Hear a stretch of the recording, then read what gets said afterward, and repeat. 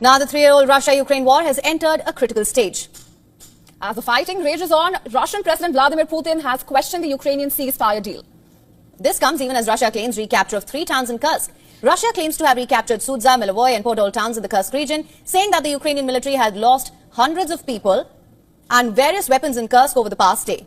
Now these are the images of Russian troops entering the center of Sudza and raising the Russian national flag. Ukraine says it has repelled 17 Russian attacks in the region. Ukrainian President Vladimir Zelensky has said that the Russian army is putting maximum pressure on the Ukrainian army in Kursk.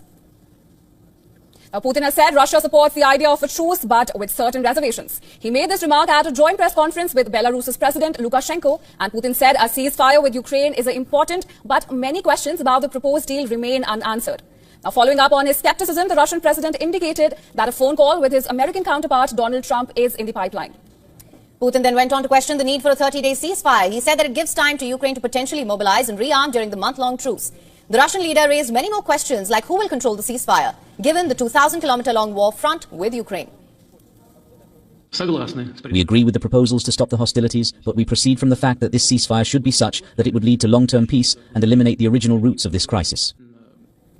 And Zelensky has condemned Putin's stance on a ceasefire as very manipulative. He said Ukraine not set conditions that complicate anything, but Russia is the one who will drag things out and be unconstructive. Zelensky also accused Putin of actually preparing a refusal, claiming he is afraid to say directly to Trump what he wants to continue the war.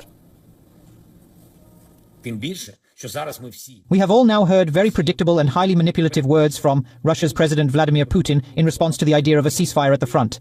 He is in fact preparing a rejection at present. Putin is, of course, scared to tell President Trump directly that he wants to continue this war, that he wants to kill Ukrainians. Putin's comments have come just hours ahead of a potential meeting with U.S. envoy Steve Witkoff, who's in Moscow for talks on Ukraine. Ahead of the talks, Trump has said that he hopes Russia will do the right thing and agree to a ceasefire. The U.S. president has also said that while Putin has made a very promising statement, it wasn't complete. No, he put a very promising statement, but it wasn't complete. And yeah, I'd love to meet with him or talk to him. But we have to get it over with fast. You know, every day people are being killed. It's not like, as we sit here, 2 people will be killed. Think of it. Well, during the briefing, Putin thanked Trump for paying attention to the settlement in Ukraine. First of all, I would like to start by saying thanks to US President Trump for his attention to settlement in Ukraine. Putin also thanked Prime Minister Narendra Modi along with other state heads for devoting time to this issue despite having a lot on their plates. Now, he put out words of gratitude for the leaders of China, India, Brazil and South Africa for their noble missions to end the fighting. Now, Putin's statement signals the potential involvement of India and the other countries in a ceasefire deal.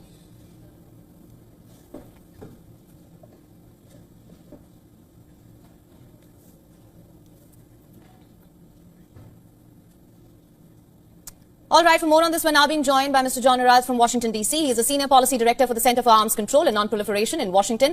Thank you so much for joining us on WION World is One. Thank you. It's always good to be here. Always a pleasure to have you, sir. Now, to begin with, a Russian president has said that the idea of a ceasefire itself is correct. However, he does have some reservations when it comes to a ceasefire, of course, one of them being that Ukraine might use this month-long truce to rearm and regroup. That being said, do you see the two sides coming on the negotiations table anytime soon in the near future and implementing a ceasefire deal? I think that both sides will continue to do as they have been and express support for the idea of a ceasefire. Certainly everyone wants the war to be over as soon as possible, but there are still some very serious outstanding issues between them, particularly the Russian occupation of Ukrainian territory, that are going to make achieving a deal very difficult.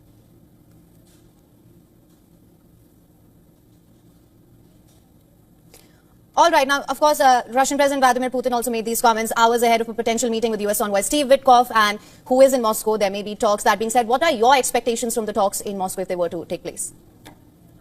I think that President Putin has already expressed that he has reservations about the conditions for a ceasefire, so I think we're going to hear more about these reservations, which are likely to amount to an effective no. I think the Russians are going to want some guarantee that they will be allowed to continue to occupy Ukrainian territory as they have been. And we'll want some other conditions that are unacceptable to Ukraine and probably everybody else. But Putin will be careful not to say no outright. It will be yes, but I need all of these other things. In effect, he wants the U.S. to negotiate against Ukraine. He's taking advantage of the strong desire of the Trump administration to be a peacemaker. And he understands that the White House wants more than anything else to be the agency that brokers a peace in Ukraine. And they're going to take advantage of this and extract as many concessions as possible so that President Trump will be able to afford himself the status of peacemaker. Right, Mr. Erath, and the Ukrainian president has called the Russian president's stance as very manipulative. And building on that, how do you see the talks actually progressing, given that a lot is riding in terms of the global, optics of it all? I think that, as I said, there will be some very difficult issues that will have to be addressed if the talks are to succeed and if there is a serious approach.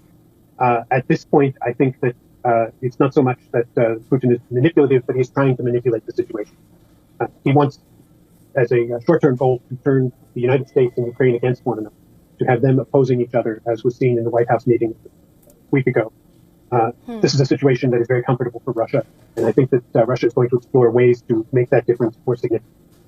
All right, Mr. Erath, thank you so much for joining us on World DNA with your insights on this, of course, how things pan out going forward. That's something we'll keep a close eye on.